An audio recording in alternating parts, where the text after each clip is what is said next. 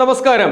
ഡൽഹി സ്ഫോടനം ഭീകരാക്രമണമാണ് എന്ന വിധത്തിൽ ഔദ്യോഗികമായി സർക്കാർ വൃത്തങ്ങൾ ഇതുവരെ വിശദീകരണങ്ങൾ ഒന്നും നൽകിയിട്ടില്ല. ഇത് പതിവിന് വിരുദ്ധമാണ്. അതായത് പതിവില്ലാത്ത വിധം ഒരു മൗനം നമ്മുടെ അധികാര നേതൃത്വത്തിന്റെ ഭാഗത്തു നിന്ന് ഉണ്ടാകുന്നുണ്ട്. അതൊരു കൃത്യമായ സൂചനയാണ് എന്ന് വേണം ഈ ഘട്ടത്തിൽ മനസ്സിലാക്കാൻ. വളരെ വിപുലമായ അന്വേഷണം രാജ്യത്തെ അന്വേഷണ ഏജൻസികളെല്ലാം ചേർന്ന് നടത്തുന്നു. ഇതിനകം തന്നെ ഇതിന്റെ ഉത്തരവാദികൾ ആര് എന്നത് സംബന്ധിച്ചുള്ള കൃത്യമായ സൂചനകൾ നമ്മുടെ അന്വേഷണ ഏജൻസികൾക്ക് കണ്ടെത്താൻ കഴിഞ്ഞു. ഈ പൊട്ടിത്തെറിച്ച വാഹനം i20 കാർ അത് ഓടിച്ചിരുന്നത് ഡോക്ടർ ഉമർ മുഹമ്മദ് എന്നയാളാണ്.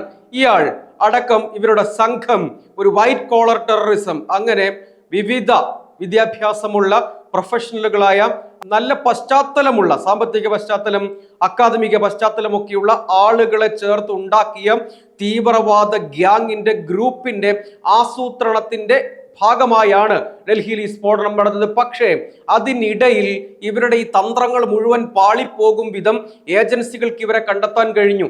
8 അംഗ സംഘത്തെ വിവിധ ഇടങ്ങളിൽ നിന്ന് അറസ്റ്റ് ചെയ്യാൻ കഴിഞ്ഞു. 3 ഡോക്ടർമാർ ഉൾപ്പെട്ട 8 അംഗ സംഘം.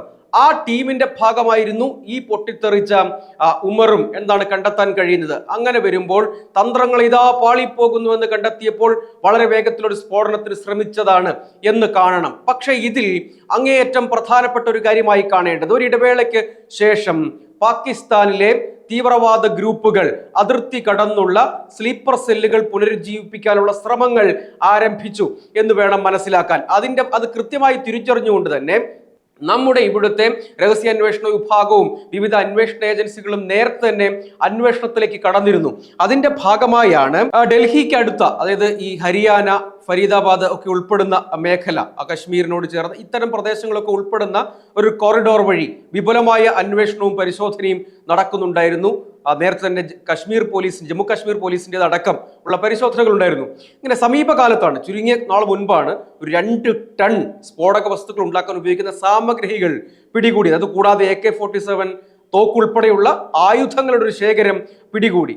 അറസ്റ്റിലായ 8 പേർ അറസ്റ്റിലായി. അതിൽ 3 പേർ ഡോക്ടർമാരാണ്. അതിൽ 2 പേർ കശ്മീരിൽ നിന്നുള്ള ഡോക്ടർമാരാണ്. പുൽവാമക്കാരൻ മുസമ്മിൽ ഷക്കീലും അനന്ത്നാഗ് സ്വദേശി ആദിൽ റാത്തറും, പിന്നെ ഉത്തർപ്രദേശ് സ്വദേശിയായിട്ടുള്ള മറ്റൊരാൾ കൂടി ഡോക്ടർ ഷഹീൻ കൂടി അറസ്റ്റിലാവുകയാണ്. അതായത് ഇതിൽ നമ്മൾ കാണേണ്ട ഒരു കാര്യം, പ്രൊഫഷണലുകൾ സാധാരണഗതിയിൽ കശ്മീർ വിഘടന കാലത്തുൾപ്പെടെ നമ്മൾ വിലയിരുത്തിയിരുന്ന ഒരു കാര്യം, അരക്ഷിതാവസ്ഥ, ദാരിദ്ര്യം, അങ്ങനെയുള്ള പല പ്രശ്നങ്ങളുമാണ് അവിടെ തീവ്രവാദത്തെ വളർത്തിയിരുന്നത്. കൗമാരക്കാരായ ആളുകളൊക്കെ ഇതിലേക്ക് ആകർഷ്ടരാകുന്നു എന്നാണ് കണ്ടത്. പക്ഷെ ഇവിടെ വരുമ്പോൾ കാര്യങ്ങൾ നേരെ മാറുകയാണ്. അതായത് മെച്ചപ്പെട്ട സാമൂഹിക പശ്ചാത്തലം, വിദ്യാഭ്യാസ യോഗ്യത, വരുമാനം, സാമ്പത്തിക പശ്ചാത്തലം എന്നു തുടങ്ങി ഡോക്ടർമാർ, പ്രൊഫഷണലുകൾ, ഇങ്ങനെയുള്ള ആളുകൾ മാത്രം ചേർന്നൊരു നെറ്റ്വർക്ക്. അതായത് വളരെ പെട്ടെന്ന് വളരെ മികച്ച വിദ്യാഭ്യാസ യോഗ്യതയും നല്ലൊരു സാമൂഹിക ജീവിതവും ഒക്കെ നയിക്കുന്ന ആളുകളിലേക്ക് വളരെ പെട്ടെന്ന് ഒരു പക്ഷേ ശ്രദ്ധ പോകില്ല എന്ന ആലോചനയിൽ നിന്നാകാം. അപ്പോൾ ഇവരെ അതിലേക്ക് എത്താൻ, ഈ വൈറ്റ് കോളർ ടെററിസം എന്ന് നമ്മൾ വിളിക്കുന്നത് പ്രൊഫഷണലുകളുടെയും അങ്ങനെ മികച്ച അക്കാദമിക യോഗ്യതയൊക്കെ ഉള്ള ആളുകളുടെ ഒരു ഗ്രൂപ്പ്, അങ്ങനെ ഒരു ഗ്രൂപ്പിനെ, അങ്ങനെ ഒരു നെറ്റ്വർക്കിനെയാണ് ഇവിടെ തീവ്രവാദ പ്രവർത്തനങ്ങൾക്ക് വേണ്ടി ഉപയോഗിച്ചത് എന്നാണ് കാണേണ്ടത്. അപ്പോൾ അതൊരു ആസൂത്രിത തന്ത്രമായി ഇങ്ങനെ സ്ലീപ്പർ സെല്ലുകളെ പുനരുജ്ജീവിപ്പിച്ച് ആഭ്യന്തരമായി കുഴപ്പങ്ങൾ ഉണ്ടാക്കാൻ വേണ്ടി ബോർഡർ കടന്നുള്ള ടെററിസം, നേരത്തെ തന്നെ ഇന്ത്യ അന്താരാഷ്ട്ര വേദികളിൽ പറഞ്ഞത് ബോർഡർ കടന്നുള്ള ടെററിസം നടക്കുന്നു. അതായത് ഓപ്പറേഷൻ സിന്ദൂറിന്റെ കാര്യം മാത്രം നമുക്ക് എടുക്കാം. ജെയ്ഷെ മുഹമ്മദിനടക്കം അവിടുത്തെ വിവിധ ലഷ്കർ-ഇ തോയ്ബ ആയിക്കോട്ടെ, ജെയ്ഷെ മുഹമ്മദ് ആയിക്കോട്ടെ, ഇവർക്കൊക്കെ വലിയ തിരിച്ചടി നമ്മുടെ രാജ്യം കൊടുത്തു. അതിർത്തി കടന്ന് ഇത്തരം കേന്ദ്രങ്ങൾ ലക്ഷ്യമിട്ട് തന്നെ ടാർഗറ്റഡ് ആയിട്ടുള്ള അറ്റാക്ക് നടത്തി. അതായത് പാകിസ്ഥാന് നല്ല പണി തന്നെ ഓപ്പറേഷൻ സിന്ദൂർ വഴി കൊടുക്കാൻ രാജ്യത്തിന് കഴിഞ്ഞു. ഇത് കടുത്ത പ്രതിസന്ധി രാഷ്ട്രീയമായി ആ രാഷ്ട്രത്തിനുണ്ടായിട്ടുണ്ട്. അവരുടെ ആഭ്യന്തരമായി അവരുടെ രാജ്യത്തിനകത്ത് വലിയ പ്രതിസന്ധി ഉണ്ടായിട്ടുണ്ട്. ഇതുകൂടാതെ വിവിധ ടെററിസ്റ്റ് ഓർഗനൈസേഷൻ, അവർക്കും വലിയ തിരിച്ചടി ഉണ്ടായി, വലിയ പ്രതിസന്ധി, വലിയ മാനക്കേട് അവർക്കുണ്ടായി. അപ്പോൾ വീണ്ടും ഇങ്ങനെ ടെററിസ്റ്റ് സ്ലീപ്പർ സെല്ലുകളെ പുനരുജ്ജീവിപ്പിക്കുക, അതുവഴി ആഭ്യന്തരമായി ഇവിടെ കുഴപ്പങ്ങൾ ഉണ്ടാക്കാനുള്ള ശ്രമം. പക്ഷേ ഇത് നേരത്തെ തന്നെ നമ്മുടെ ഏജൻസികൾ കണ്ടെത്തി. അതുകൊണ്ടാണ് യഥാർത്ഥത്തിൽ ഡൽഹിയുടെ വിവിധ ഇടങ്ങളിൽ ഒരേ സമയം സ്ഫോടനം നടത്തുക വലിയ അത്തരത്തിൽ പ്രധാനപ്പെട്ട കേന്ദ്രം, അത് തിരഞ്ഞെടുത്ത സ്ഥലം തന്നെ ആലോചിക്കണം. അതായത് ചെങ്കോട്ട, ഇന്ത്യയുടെ സ്വയാധികാരത്തിന്റെ ഒരു ഐക്കൺ, അതാണ് ചെങ്കോട്ട. ചെങ്കോട്ടയ്ക്ക് സമീപത്ത്, അവിടുത്തെ മെട്രോ സ്റ്റേഷന്റെ സമീപത്ത് അങ്ങനെ ഒരു പ്രദേശം. എന്നാൽ ഇത് സാധാരണഗതിയിൽ ഒരു പ്രധാനപ്പെട്ട കേന്ദ്രമാകുമ്പോൾ അതിനകത്തേക്ക് ഇടിച്ചു കയറ്റിയിട്ടില്ല. അങ്ങോട്ട് പോകുമ്പോൾ അത് കൂടുതൽ റിസ്ക്കായി മാറും. അതേസമയം പൊതുവെ ഇതിനോടൊക്കെ ചേർന്ന ഒരു പൊതുവായ ഒരു സ്ഥലം, സാധാരണഗതിയിൽ വാഹനങ്ങളൊക്കെ പാർക്ക് ചെയ്യുന്ന വലിയ പരിശോധനകൾ ഉണ്ടാകാൻ സാധ്യതയില്ലാത്തൊരു സ്ഥലം തിരഞ്ഞെടുക്കുന്നു. അവിടെ ഈ സ്ഫോടനം നടക്കുന്നു.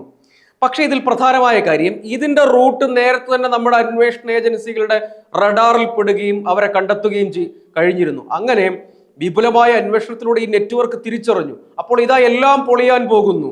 വീണ്ടും പുനരുജ്ജീവിപ്പിച്ച ഈ സ്ലീപ്പർ സെല്ലുകൾ ഒരു വൈറ്റ് കോളർ നെറ്റ്വർക്ക് ടെററിസ്റ്റ് ഗ്രൂപ്പായി വളർത്തി അതുവഴി ഇവിടെ തുടർച്ചയായി പ്രശ്നങ്ങൾ ഉണ്ടാക്കാം എന്ന് കരുതിയിരുന്ന ആളുകൾക്ക് കനത്ത തിരിച്ചടി കിട്ടിയപ്പോൾ വേഗത്തിൽ എന്തെങ്കിലും ചെയ്യണമല്ലോ, അതിനുവേണ്ടിയുള്ള ശ്രമമാണ്. അതായത് ഇതിനകത്തെ അപകടം, വലിയ വിദ്യാഭ്യാസം നേടിയ നല്ല സാമൂഹിക പശ്ചാത്തലത്തിലേക്ക് ഉയർന്ന ആളുകളെ ഇങ്ങനെ ബ്രെയിൻ വാഷ് ചെയ്ത് മസ്തിഷ്ക പ്രക്ഷാളനം നടത്തി ഈ ടെററിസ്റ്റ് താല്പര്യത്തിലേക്ക് അല്ലെങ്കിൽ ഇങ്ങനെയുള്ള തീവ്രവാദ പ്രവർത്തനങ്ങളിലേക്ക് കൊണ്ടുപോകാൻ കഴിയും വിധമുള്ള സാഹചര്യമുണ്ട്. അങ്ങനെ വരുമ്പോൾ അവിടെ ഒരു റാഡിക്കലൈസേഷൻ, അതായത് ഇങ്ങനെയുള്ള റാഡിക്കലൈസ് ചെയ്യപ്പെട്ടു പോകുന്ന ആളുകളെ കൃത്യമായും രണ്ട് രീതിയിലാണ്. ഒന്ന്, ഇത്തരം പ്രവർത്തനങ്ങളിലേക്ക് വീണു പോകാതിരിക്കാനുള്ള കാര്യവും, രണ്ട്, വീണുപോയ ആളുകളെ എല്ലാ നിലയ്ക്കും തടയുകയും തുരത്തുകയും അമർച്ച ചെയ്യുകയും ചെയ്യുക എന്നിങ്ങനെയുള്ള കാര്യങ്ങളും പ്രധാനമാണ്. അപ്പോൾ ഇവരൊക്കെ ഈ പാക്ക് ഹാൻഡ്ലേഴ്സ് ആയിട്ടാണ്. പക്ഷേ ഇപ്പോൾ ഒരു പ്രധാനപ്പെട്ട കാര്യം മനസ്സിലാക്കേണ്ടത്, എന്തുകൊണ്ടാണ് ഈ ഘട്ടത്തിൽ രാഷ്ട്രീയമായി, ഇതാണല്ലോ ഗൂഢാലോചന തിയറിയൊക്കെ ഉണ്ടല്ലോ, അതിന് മുതിർന്നിട്ടില്ല? തിരിച്ചടി, അതായത് നമ്മൾ മനസ്സിലാക്കേണ്ടുന്നത് കഴിഞ്ഞ കുറച്ച് കാലമായി അജ്ഞാത ആക്രമണങ്ങളാൽ പാകിസ്ഥാനിലെ വിവിധ ഇടങ്ങളിൽ വിവിധ വ്യക്തികൾ, അതായത് ഈ ടെററിസത്തിന്റെ ഭാഗമായി ഇന്ത്യക്കെതിരെ പല ഘട്ടങ്ങളിൽ പ്രവർത്തിച്ച ആളുകൾ തുടർച്ചയായി അജ്ഞാത ആക്രമണങ്ങളിൽ കൊല്ലപ്പെടുന്നു. നിങ്ങൾ വാർത്തകൾ പരിശോധിച്ചാൽ മതി. ഇതങ്ങനെ യാദൃശ്ചികമായി സംഭവിച്ചതാണ് എന്ന് നിങ്ങൾ കരുതുകയേ വേണ്ട. അപ്പൊ അതിൽ നിന്ന് കൃത്യം വായിച്ചെടുത്തുകൊള്ളുക. എന്താണ് അത് സംഭവിക്കുന്നതിന്റെ കാരണം എന്താണ്? അങ്ങനെ തിരിച്ചടികളുടെ മാലപ്പടക്കം പോലെ തിരിച്ചടി കിട്ടിയപ്പോൾ ആണ് വീണ്ടും ഇങ്ങോട്ടേക്ക് കയറി എങ്ങനെയെങ്കിലും ഇവിടെ കുഴപ്പമുണ്ടാക്കുക, ഇവിടെ ഭീകരാക്രമണം നടത്തുക എന്ന ലക്ഷ്യത്തോടു കൂടി ഈ സംഘടനകൾ ഇറങ്ങി പുറപ്പെട്ടത്. പക്ഷേ ഒരർത്ഥത്തിൽ രാജ്യം നടുങ്ങിയ ഒരു സ്ഫോടനം ഉണ്ടായെങ്കിൽ പോലും വലിയ ഒരു നെറ്റ്വർക്ക്, ഭീകരവാദ നെറ്റ്വർക്കിനെ തന്നെ തിരിച്ചറിയാനും മുൻകൂട്ടി കുറേയധികം സംഭവങ്ങൾക്ക് തടയിടാനും ഒക്കെ രാജ്യത്തെ അന്വേഷണ ഏജൻസികൾ കഴിഞ്ഞു. ഒറ്റ കാര്യം കൂടി പറഞ്ഞ് അവസാനിപ്പിക്കാം. പാകിസ്ഥാൻ ഇതിനകം റെഡ് അലേർട്ടാണ്, ഹൈ അലേർട്ടാണ്. പാകിസ്ഥാനിൽ വ്യോമതാവളങ്ങൾ, വിമാനത്താവളങ്ങൾ, പ്രധാനപ്പെട്ട സുരക്ഷാ കേന്ദ്രങ്ങളിലൊക്കെ ഹൈ അലേർട്ടാണ്. വലിയ തിരിച്ചടി പാകിസ്ഥാൻ ഭയക്കുന്നു. ഇപ്പോൾ ഇത് സംബന്ധിച്ച് നമ്മുടെ ഭരണകൂടം പ്രത്യേകിച്ചൊന്നും പറഞ്ഞിട്ടില്ല. പക്ഷെ വലിയ തിരിച്ചടി പാകിസ്ഥാനെ കാത്തിരിക്കുന്നു. അവർ അമേരിക്കയുടെ, സൗദിയുടെ ഒക്കെ പിന്തുണ പ്രതീക്ഷിച്ച് വലിയ മസിലൊക്കെ പിടിച്ച് നിൽക്കുകയാണ്. പക്ഷേ അത് നാഷണൽ പെർമിറ്റ് ലോറിക്ക് മുന്നിൽ തവള മസിൽ പിടിച്ചതുപോലെ ആകാനേ വഴിയുള്ളൂ. രാജ്യം ഉറപ്പായും അതിനുള്ള മറുപടി പാകിസ്ഥാനും അവിടം കേന്ദ്രീകരിച്ച് പ്രവർത്തിക്കുന്ന ടെററിസ്റ്റ് ഓർഗനൈസേഷനും നൽകും എന്നുറപ്പാണ്. അതിൻ്റെ സൂചനകളാണ് ഇതിനകം സർക്കാരിൻ്റെ നീക്കങ്ങളിൽ, നമ്മുടെ സൈന്യത്തിൻ്റെ നീക്കങ്ങളിൽ, നമ്മുടെ വിവിധ ഏജൻസികളുടെ നീക്കങ്ങളിൽ നിന്ന് വ്യക്തമാകുന്നത്. ഒപ്പം ഭയക്കേണ്ട ഒരു പുതിയ ടേം കൂടി രൂപപ്പെട്ടിരിക്കുന്നു, വൈറ്റ് കോളർ ടെററിസം. നമ്മുടെ കൺമുന്നിലൂടെ എല്ലാ ദിവസവും നടന്നു പോകുന്ന ഒരു മാന്യൻ ഒരുപക്ഷെ വൈറ്റ് കോളർ ടെററിസത്തിൽ ആകർഷിക്കപ്പെടാനുള്ള സാധ്യതയുണ്ട് എന്ന കാര്യം കൂടി സൂചിപ്പിക്കുന്ന ഒന്നാണ്. പക്ഷേ ഈ ഘട്ടത്തിൽ രാജ്യത്തിനു വേണ്ടി നമുക്ക് എല്ലാവർക്കും ഒരുമിച്ച് നിൽക്കാം, അനാവശ്യമായ പ്രചരണങ്ങളിൽ നിന്ന് വിട്ടുനിൽക്കാം. വീണ്ടും കാണാം.